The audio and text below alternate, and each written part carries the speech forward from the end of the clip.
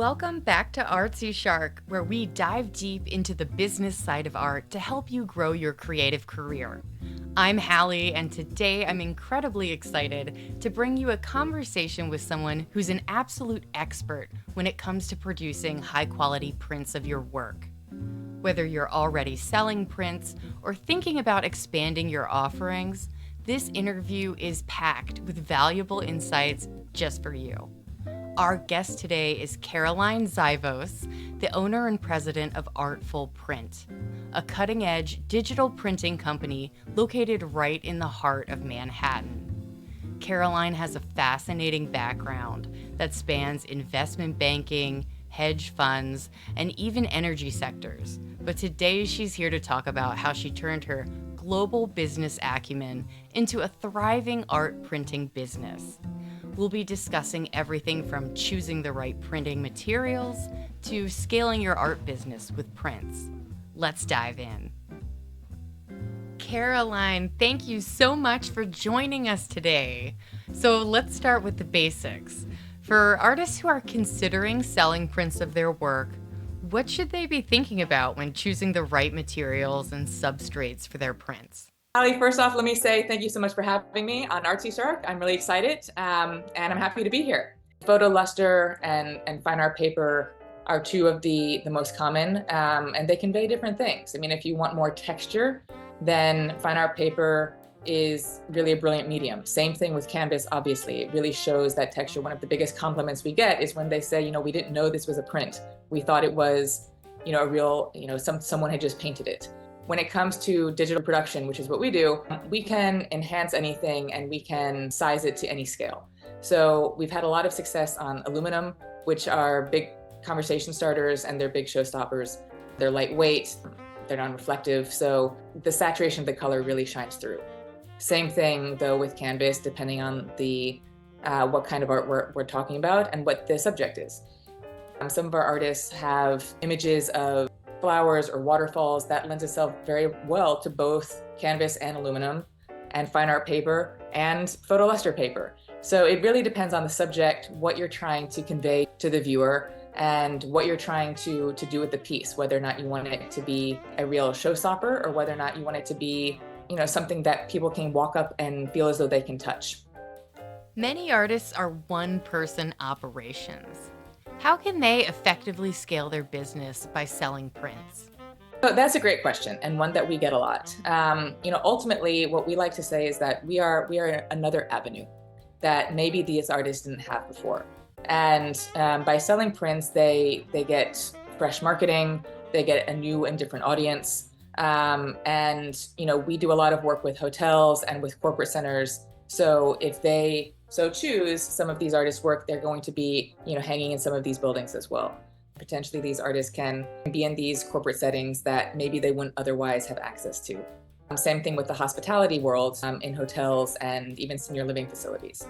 Ultimately, it's a way to diversify their revenue streams. The other thing that prints are great for is you can do limited editions of prints, especially when, a limited edition and a print does not detract from the specialness of the work. It doesn't detract from the integrity of the piece.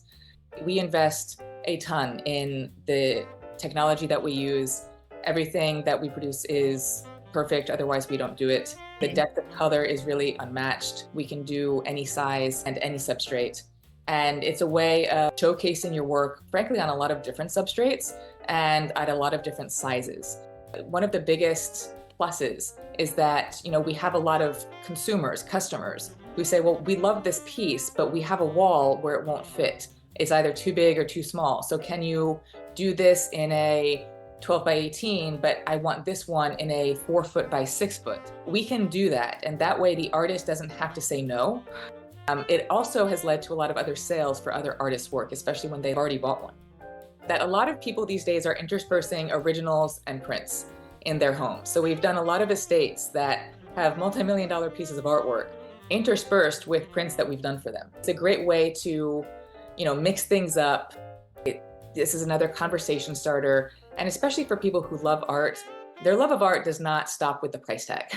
What they like, what they're looking to, what kind of color scheme they're looking for, and oftentimes you have a lot of beautiful, beautiful pieces that might not be well known yet, but hopefully will be one day. And a print is a great way of, getting on board with that. How can artists determine the right pricing strategy for their prints to ensure profitability? That is always the topical question. And there's no magic 8 ball with regard to price. It's there's sometimes a sweet spot, and I can tell you the sweet spots for printing in terms of what we've seen, but it will vary per artist. And the thing I will say is that oftentimes I've seen artists undervaluing themselves because they want the sales to come, and it's a catch-22 in some ways. If you're not well known yet, then yes, there is an argument to be made for selling more prints at a lower price. But then if it's too low, you can only raise it so much unless there's you're discovered by someone like Andy Warhol and the way he was. But ultimately the prints we sell, for instance, range from about 500 to over 5,000, dependent on the artist and how much of an audience they have, what kind of pieces they've sold so far, what galleries they've been in, what shows they've done. So the more shows that you do, the more articles that are written about you, the more in demand that your pieces are, then the price kind of fluctuates accordingly. What are some common mistakes artists make when transitioning their work to print, and how can they avoid them? When it comes to quality, that's the biggest issue. So we can enhance any quality most of the time, but if you have an original that is the file is 1 inch by 1 inch at 70 DPI, that's not going to work. So there's a lot of magic that we can work, but it has to be at a certain level. One mistake that people make, and we see this mostly with amateur photographers and artists as opposed to professionals, but they think, oh, the iPhone is a great quality, and usually it is. But if you take it from a distance that's too far off and you want to crop it, or if you want to enhance it to a certain size, there's ways of doing that. There's settings you can put in there. So for print quality, it's 300 DPI. And we can take something and make it that quality. That's not an issue. But like I said, the only real issue is when we get a file that is so small, that is 1 inch by 1 inch, 70 DPI. There's not a lot we can do with that. We can maybe bring it up a certain percentage, but you're not going to get a 4 foot by 6 foot out of a 1 inch by 1 inch, 70 DPI. For artists new to the print world, what are the first steps they should take to get started? We've worked with a lot of photographers who have had those same questions. And coming to a print shop like ours is a great way to start because we do the work for you.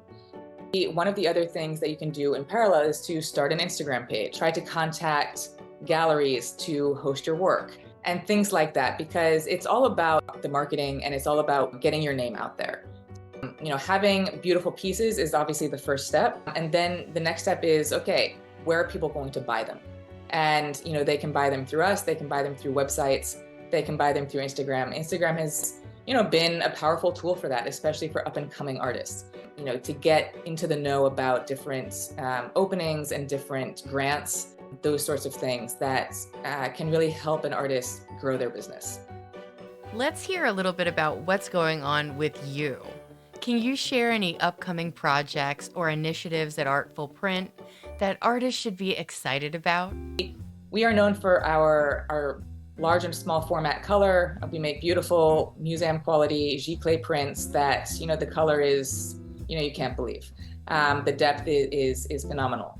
But the other things that we do are, signage. We do a lot of signage. We do a lot of banners and posters. We do ADA signage. We do fabrication of mounts and brackets for original and reproduction artwork. And we do digital media reproduction and digital media production. So, basically, things like corporate gifts as well. So, and digital reprographics. So, anything that is art related, mounting, lamination, banners, postage, signage. Those are all things that we do, and we do it in-house. We have an eye on the quality, and we have complete quality control. One of our artists, Matthew Cordelesi, is going to launch a couple of very cool things, so keep a lookout for him. Something that We have done, which will give you a little bit of an eye into, is that we've done a big project for the Hyatt. We've done a lot of corporate gifts for some well-known entities. We're going to be doing an upcoming gallery show with a lot of our other artists. So I mentioned Matthew Cordelesi. Bob Ireland is also going to have a show coming up soon. So hopefully we get to see more of them and more of what Artful Print can do for everyone. Caroline, thank you so much for sharing your expertise with us today. I know our audience is going to take away so many valuable tips from this conversation. Thank you so much for having me. This has been such a fun experience and such a blast. I'm so glad we could do this, and thank you for having me. It's been absolutely amazing. Thanks for watching, everyone. If you found this interview helpful, don't forget to hit that like button and subscribe to Artsy Shark for more tips about the business of art. And if you have any questions for Caroline or about selling prints, drop them in the comments below. Thank you so much, and we'll see you in the next video.